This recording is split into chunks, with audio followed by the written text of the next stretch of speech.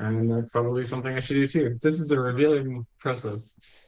We are open Monday to Friday, 8 to 5. So CSR is calling them the next business day. So you're saying, okay, so lead submits a form and then your CSO is going to call them the next business day. Yeah, or the same business day if it's currently Right, during right. working hours. But they're not getting any text or anything like anything automatic. No, Okay.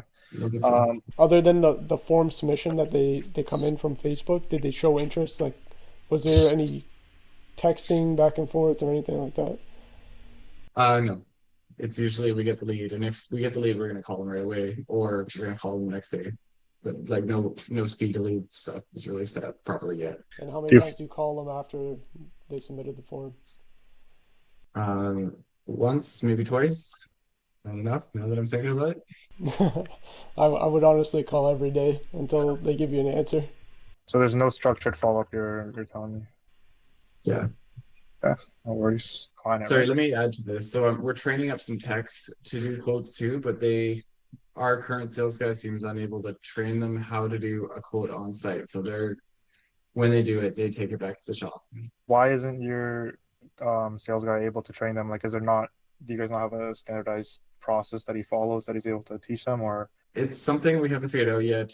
The HRI matching and stuff like that. Our sales guy's been here for like 10 years and he has a hard time just packaging it in a way that other people can understand it. Our sales guy's kind of like a senior manager here, but he's not the best. He doesn't follow a process of things. So we need to kind of uh develop that as we go.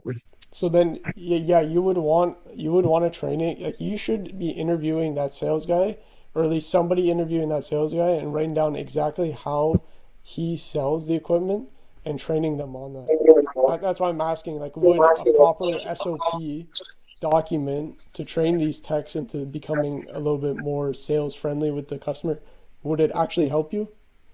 And that's probably something I should do too. This is a revealing process.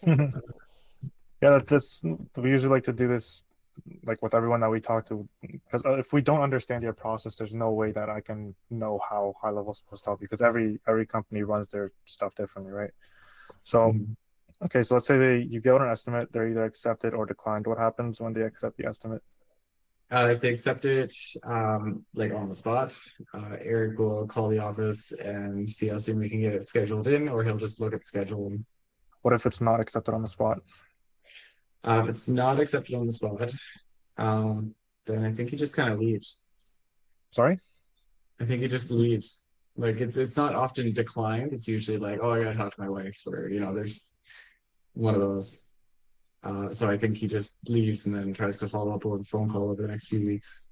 He tries to, or like, is there something So we're not tracking it very well because he's not calling through the service typed in app, unfortunately. contract? Okay. There's also a middle between accept and decline. It's pending rebates. So there might be government rebates for the heat pump or whatever upgrade. And sometimes we've seen them take up to like 3 months. Sure. Okay. And what happens if they decline the estimate? What do you do with that lead? Um, I don't think they're often just declined, but I think we would just let it be. We would dismiss it and it would be gone. Perfect. So yeah, I mean, just from this process alone, like there are definitely a few gaps that. So the first thing that I would even fix is the speed to lead, which I'm sure you're aware of. Instant texts and emails after form or after a new lead comes in. So if they don't book with your sales guy, you kind of just let them die, right? So there's no structured follow-up. Here's where we would implement a structured follow-up sequence to book in with your sales guy. How would that work through Go level? Like, would they have to be logged into that too? Or would that be Your something comfort else? advisor or your sales guy? Yeah. Yep. Yeah, they would also have to be on high level. Okay. They would get like an app on their phone and you can text your customers, call your customers on that. If they don't follow or if they don't answer after that follow-up, then we would just put them into a long-term nurture sequence. So what this is we're going to be hit them in 3, 6, 12, or 9, 12 months, whatever the numbers are, right? with new offers just to sort of get them back in the door because maybe they weren't interested, maybe they didn't have enough time to look at you or book in with you. So we're just going to be constantly getting back in touch with them, and if they're interested, they'll obviously work with you. But if not, it's better than not doing nothing, right? So that qualification question Mike asked in the beginning of the call, when he asked like how old the unit is, you can filter that in high level. So if you have a long-term nurture and you only want to run the campaign or an email or SMS campaign to the people who have 10-year plus furnaces or ACs, and you want to do a special deal for them because it's time for them to replace it, then you can send an email only specifically to them. Okay, so if they accept the estimate, it's scheduled on the spot, and if it's not accepted, your sales guy follows up, but it's not tracked. So again, like what we would do here is we would implement when a lead is in estimate sent stage in pipeline, they're getting followed up with for the next 7 days with text and email. And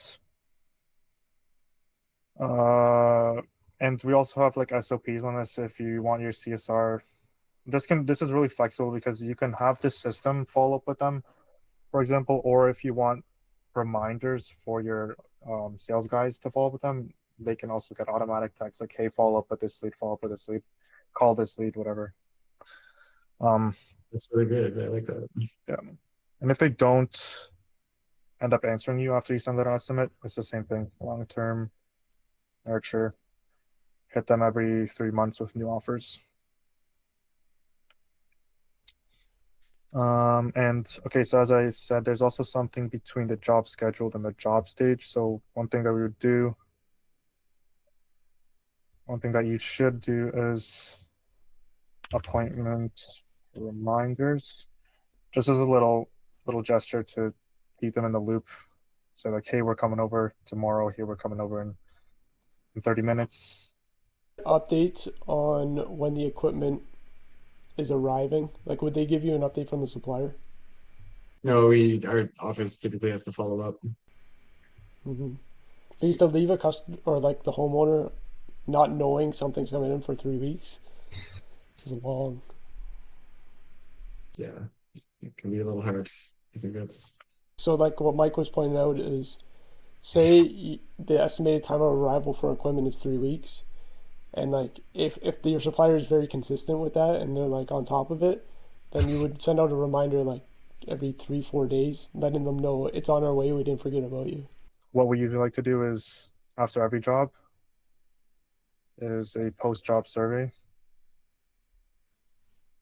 and your technicians are automatically going to get this post-job survey, and it's going to include a bunch of questions about the job, if the customer's happy. So the way that we some certain questions that we ask, for example, on the marketing side of things, are if the customer was happy, would they leave a review? Would they leave or send a referral? These are some questions we like to ask. So it allows the tech to decide if they're happy or if they're not. If they're not happy, you're probably going to get a bad review and they wouldn't send a referral. So they're not going to get these texts asking them for reviews and referrals. So you kind of avoid getting bad reviews that way. But if they mark that the customer's happy and everything, they'll get texts for reviews. They'll get texts for referrals and upsells and all that sort of stuff. And yeah, after the job's completed, just be the same process that I outlined over here. So I would say, just by looking at this, there's a lot of gaps. With all this information that I laid out for you, is this something that you're looking to figure out yourself, or would you be open to seeing how working together would look like? yeah, I'm interested to see how we're working together. Is there any other information you want from us aside from the service agreement that could help you? No, not right now. I think you've been pretty transparent with everything, and I appreciate that. Got some good ideas. I really like this. You get to see where everything is, and you can kind of see what are the roadblocks. Like